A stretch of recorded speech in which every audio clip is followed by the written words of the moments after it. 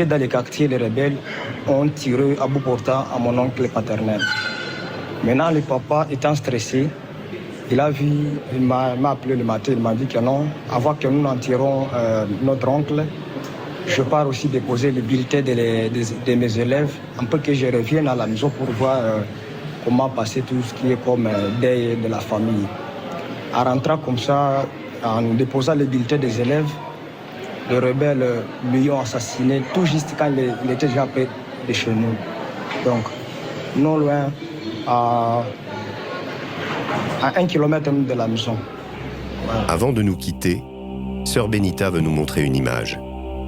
C'est le cadavre du père que son petit frère lui a envoyé sur son portable quand ça s'est passé. Depuis, il n'a plus aucune nouvelle.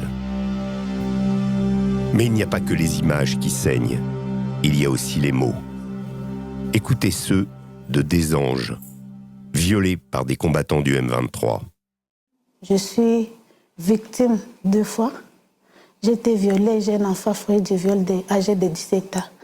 Donc, il est aussi témoin de tout ce qui s'était passé là-bas. Violée et enlevée. J'étais enlevée dans la forêt, j'ai fait 6 mois dans la forêt. C'est là que je suis sortie avec une grossesse.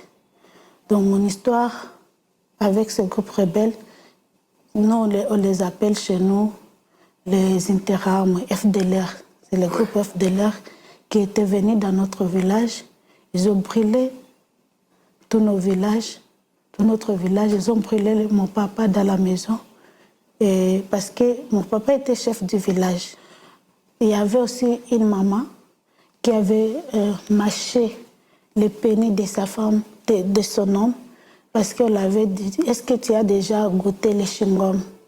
Elle a dit oui, elle croyait que ce sont des chewing-gums qu'on veut juste la donner.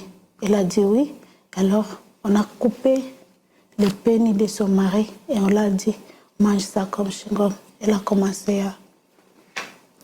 à mâcher ça. En fait, la situation que nous traversons, moi, je me dis que depuis 1990 que je suis née, jusqu'à nos jours, je suis née dans la guerre, j'ai grandi dans la guerre. Tout cela ne serait jamais arrivé sans la présence dans les sous-sols du pays de richesses incommensurables. Ce sont ces minerais qui parfois, comme le coltan, n'existent nulle part ailleurs sur Terre.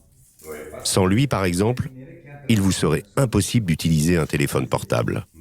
Julien Palocco, ministre du Commerce extérieur, en parle avec passion.